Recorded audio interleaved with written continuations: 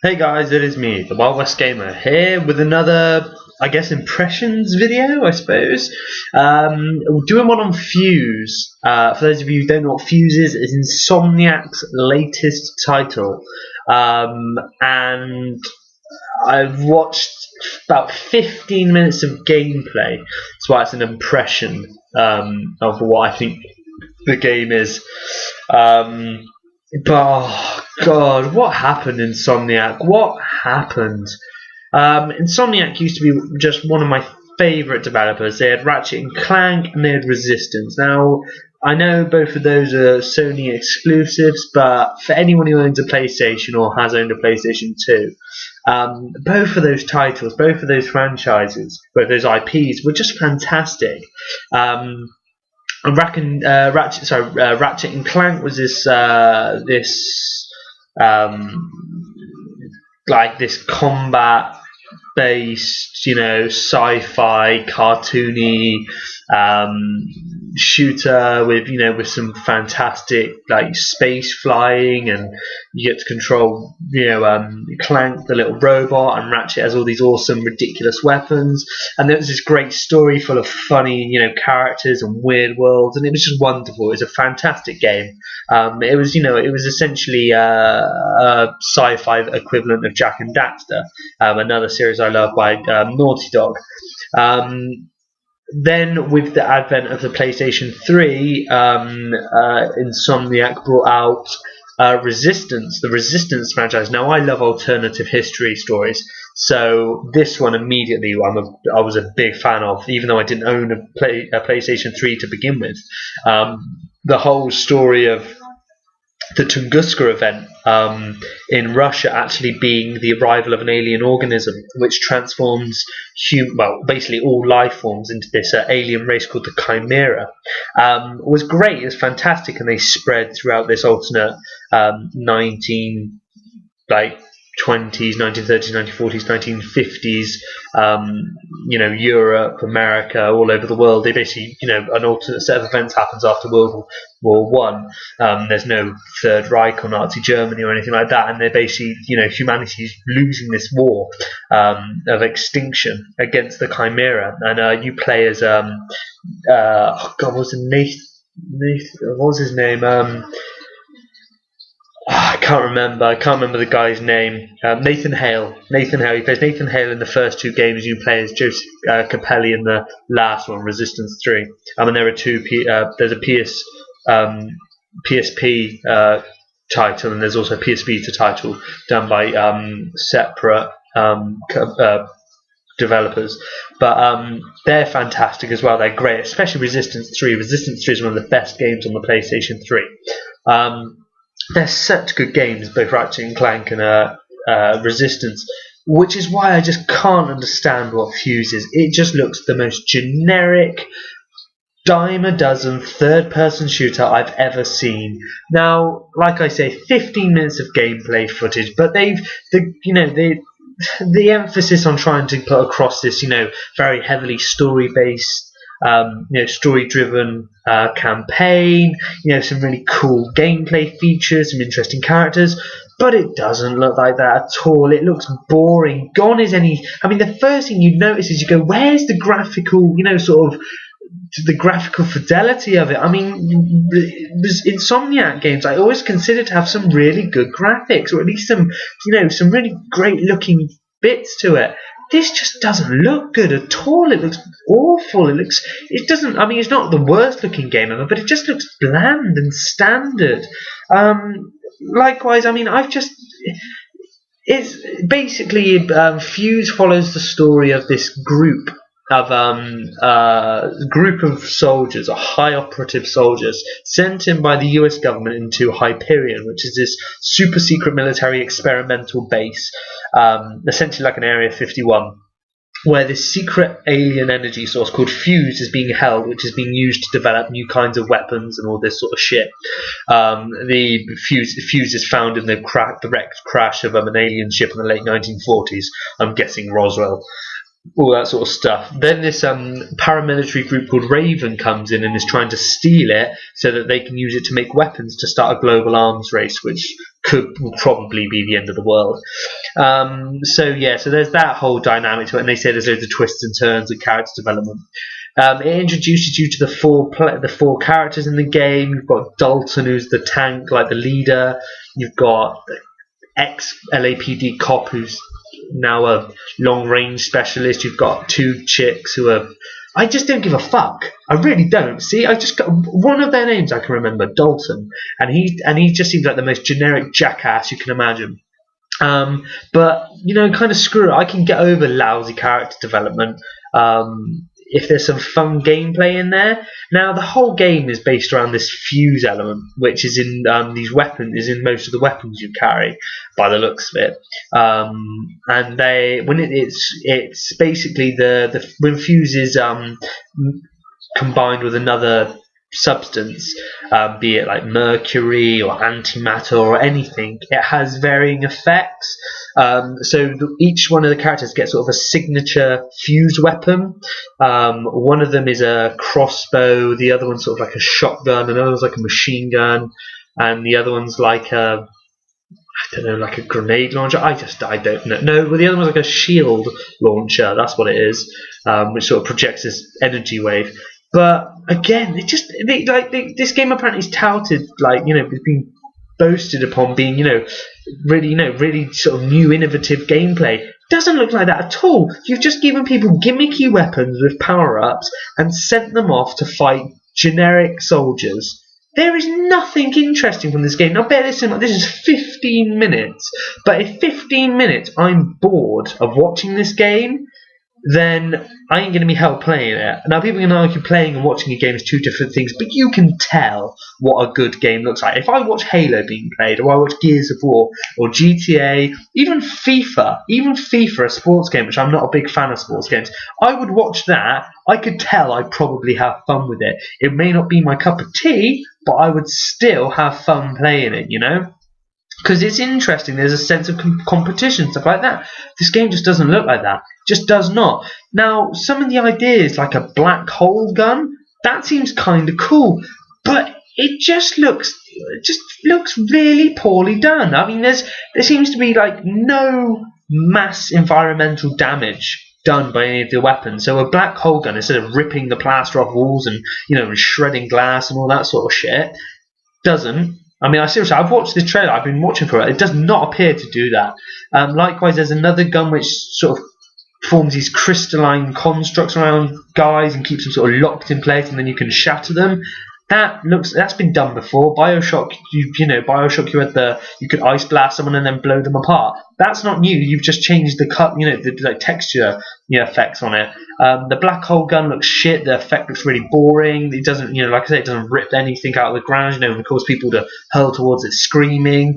You could do, in Star Wars Force Unleashed. Yeah, right. Now that game had some mediocre reviews for both the first one and the sequel, but at least when you used the Force, it ripped up the environment. It really affected guys. The AI was really good. Stormtroopers would go scrambling for cover. All that sort of stuff. Area-based attacks really worked. Likewise, there was that game. You had Inversion, and you also had. What was that other game? There was that other game based on terraforming weapons. I can't remember what that was called. But likewise, though, the games like that, while again very mediocre, still had massive amounts of influence on the environment around you, and you felt that, at least when you used these weapons, the world was affected by them, and thus you were in this believable world. But this game just doesn't have it. Now, I'm in this super secret military installation, blowing shit up. I want to feel like I'm having an effect. If I'm shooting just these boring soldiers, I just ain't going to believe it. Likewise, each one of the classes for each one of the main characters is, again, boring. The tank, the long-range specialist, the engineer, the stealth person. Boring. It's been done before. When are these people going to learn? We don't... RPGs or RPG-like elements to games have been given an overhaul since Skyrim.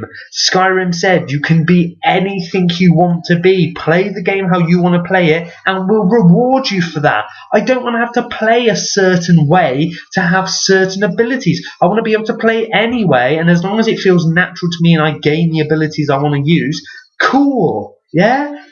People ain't getting this. This is why games stagnate, because people don't see what's being done and try to build on it. They just look back and go, yeah, well, that used to work, so fuck it, let's just try it again. Stop it. And it's such a shame that it's Insomniac. Insomniac was so freaking good. And when they said they were moving off of the Resistance trilogy, I was like, damn, them guys are brave. That was a really good franchise, a really good series. I really enjoyed it. A lot of people wanted to know where it was going, especially after how fantastic Resistance 3 was. Resistance 3 was amazing. It was it's my favourite one of the entire series. And I was sure that with such an emotionally heartfelt story, as well as fantastic gameplay and epic setting, that the next one, Resistance 4, was going to be amazing. I mean, Christ, the story felt at the end a bit rushed. I mean, there was easily another game, or perhaps even two, perhaps another trilogy in there. I mean, Christ, you left the game in Resistance 3 with a portal open, above Earth, with the Chimeran homeworld above it. You never explained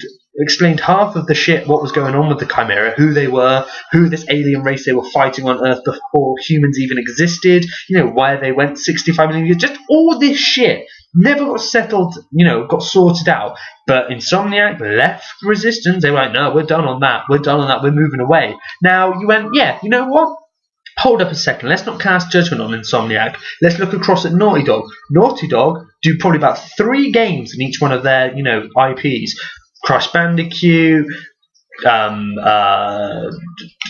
and Daxter, Uncharted, and now they've got The Last of Us coming up, and I expect Last of Us will probably dabble with that, or that idea, then move on to something fresh. Now I know it's not exactly 3 per franchise, but it seems that it tends to be that they know they're now moving for 3 per series, and then they move on to something fresh. That's cool. I'm happy with that. Because why? Because Crash Bandicoot was awesome, Jack and Daxter was awesome, Uncharted is fantastic, and Last of Us looks absolutely mind-blowing. It looks like it's going to be I'm hoping, so innovative and revolutionary for the way third-person games are played, in the same way that Watch Dogs looks to be just like that as well. As their stories are always fantastic. So when Naughty Dog move across, as much as I love the series they're doing, I always go, okay, what?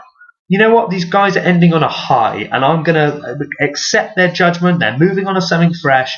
That's cool. I'm happy with that. Fine, awesome. So when Insomniac did that, I was like, hey, cool, fine. They want to move away. They feel like it's the right time. Yeah, they've left me with questions, but hey, cool. I'm sure some guy will get the rights to do a book or a film or some shit like that. Perhaps they'll be answered then. If not, oh well, at least I know I had the fun playing the games while they were out. But when you see a class developer like Insomniac go from Ratchet and Clank, from Resistance, onto Fuse, which just looks fucking awful, you just want to smack yourself in the face with a brick. You seriously do. You just don't want to be here. You don't want to see it happen. This is what happens to developers now, isn't it? And I've heard, there's been various talk about, stuff happening with the development of the game halfway through, the idea changing from what it originally was. IGN did do an article on it saying that it wasn't, I think originally it was going to be a first-person shooter. I don't know. I don't care what it used to be. What it is awful. It looks boring. It looks tired. It looks cliched. It just looks bleh. Now, yeah, all right, the story may be amazing. And you know what, to be fair, if there's a really good, if there's decent gameplay and a really good story, that does tend, in my eyes, to make it a better game. But still, I think the whole game, the game looks, with the way the gameplay and the sort of gimmicky weapons, it looks like they're trying to build it, sort of give you this whole sort of multiplayer feel, like it's a bit of a builder to the multiplayer, a bit of a tester, because you know what, the guy says one of the developers given a narrative, I guess a walkthrough on everything that you see during the demo.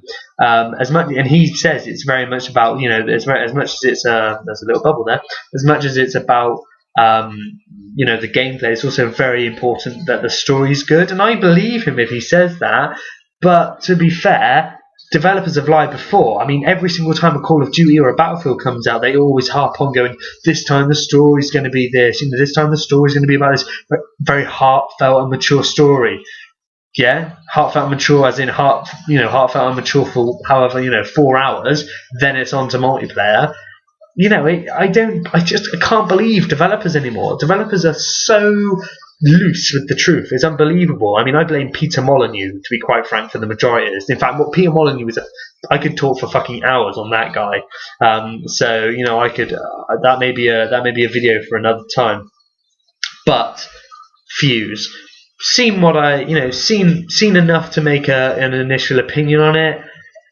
Well, when it comes out, I'll see what people are saying, see what the walkthroughs make it look like, see what the general consensus is, and then on that I'll make my opinion as whether I'm ever going to splash out any cash on this, because what the industry does not need is generic games, and what Insomniac doesn't need is a generic title. Yeah, coming off of Resistance, off a high, sinking down to this, no.